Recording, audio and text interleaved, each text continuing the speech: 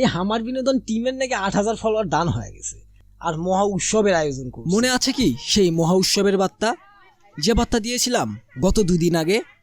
ঠিক সেই বার্তার সুবাদে আমি উপস্থিত হয়েছিলাম হামার বিনোদন টিমের যে উৎসব আয়োজন করেছিল সেই মাঠে।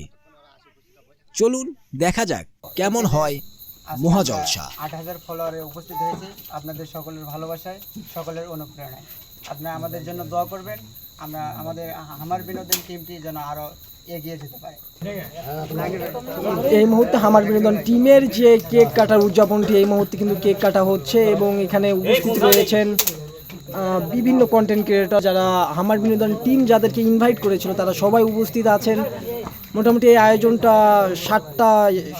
সন্ধ্যা 7টার সময় আয়োজনটা হচ্ছে এক চমকালো আয়োজনের মাধ্যমে, এবং দেখা যাচ্ছে কিন্তু পার্টি স্প্রের মাধ্যমে খুব সুন্দরভাবে উদযাপনটা করা হচ্ছে এবং যে কেক রয়েছে এটা কাটা হচ্ছে। এবং আপনাদেরকে আমি যদি দেখানোর চেষ্টা করি, খুব সুন্দরভাবে এই জমকালো আয়োজনটা করা হচ্ছে। আমি কিন্তু এর আগেও বলেছিলাম খুবই জাঁকজমকে একটা আয়োজন হতে যাচ্ছে।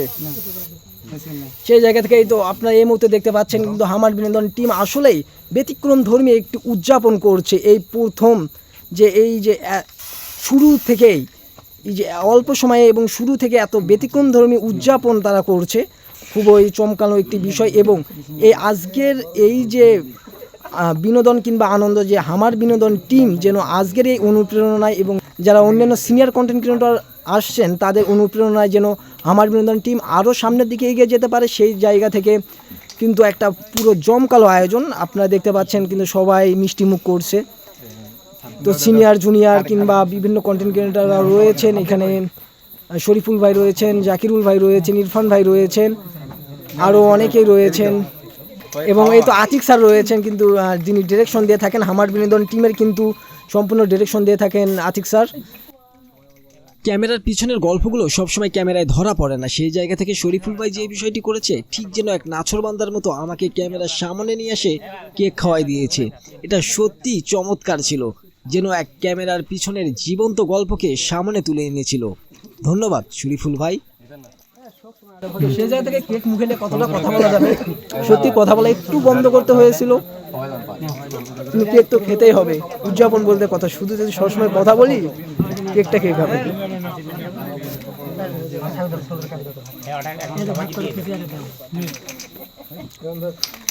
এবং শুধু আমি যদি বলে রাখি, শুধু যে আপনারা ক্যামেরার সামনে যাদেরকে দেখতে পাচ্ছেন আমাদের অতিথি কিন্তু শুধু এখানেই নয়, আমাদের ক্যামেরার পিছনেও বেশ কিছু অতিথি রয়েছেন যাদেরকে আমরা অনেকটাই চাচ্ছিলাম যে ক্যামেরার পিছনে রাখার জন্য, কারণ এই তো আরও অতিথি রয়েছেন যারা সবাই অপেক্ষা করছেন, যারা অনেকেই ক্যামেরার সামনে আসতেছে না, যে সরাসরি ফেস দেখাবে না, এই জায়গা থেকে সবাইকে দেখানো সম্ভব হয়নি এবং তাদেরকেও সুন্দরভাবে এই উদযাপনে নিয়ে আসা হয়েছে।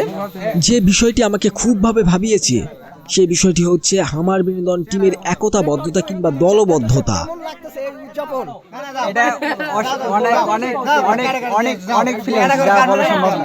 আচ্ছা আচ্ছা, আমি আমি আরেকটু দেখাই। এই তো আচ্ছা, কেমন লাগলো আজকের উদযাপন? অনেক ভালো। আর এখান থেকে আপনারা অবশ্যই দিক নির্দেশনামূলক ভিডিও করবেন, সবসময় আশাবাদী। আর এখানে সবসময় আপনারা চেষ্টা করবেন যেন সমাজকে আমরা শিক্ষামূলক ভিডিও এবং ভালো মানের ভিডিও আমরা তাদেরকে উপহার দিতে পারি। ধন্যবাদ। আমরা খুবই সুন্দর একজন কথা শুনলাম একজন কন্টেন্ট ক্রিয়েটরের মুখ থেকে, এবং আমরা যে বলেছিলাম যে আমার মোস্ট সিনিয়র পারসন, তার সাথে আমরা একটু কথা বলতে চাই। কেমন আছেন আপনি? কেমন আজকের আয়োজন কেমন লাগলো সব মিলে? সবাই একটু আপনার সাথে মজা করলো, কেক টেক মাখালো, এই মিলে সব ভালোই লাগতেছে। যে ছোট বড় কোনো দ্বিধাভেদ ছিল না এখানে, মানে একটা বিনোদনের একটা আলাদা মাধ্যম। এবং যারা আপনাদের ইনভাইট কিন্তু অতিথিরা আসছেন তাদেরও ভালোভাবে আপনারা করলেন।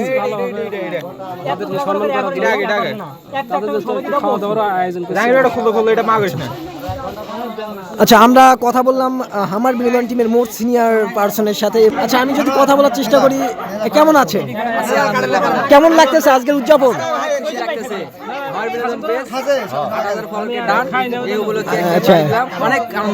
আচ্ছা আচ্ছা আমার বিনোদন টিমে কিন্তু 8,000 ফলোয়ার ডান হওয়ায় একটা মহা উৎসবের আয়োজন করেছিল।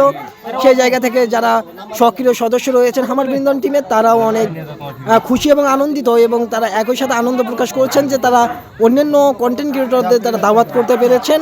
সেই জায়গা থেকে তারা সবাই আনন্দিত। আর আমি কিন্তু মোহাম্মদ মেহেদী হাসান আমার বিনোদন টিমকে কিন্তু সম্পূর্ণভাবে রিপ্রেজেন্ট করলাম, এবং যতক্ষণ আমি ছিলাম আমার কণ্ঠই আপনারা এতক্ষণ শুনেছেন, সাংবাদিক মেহেদী হাসানের কণ্ঠ আপনারা এতক্ষণ শুনতেছেন।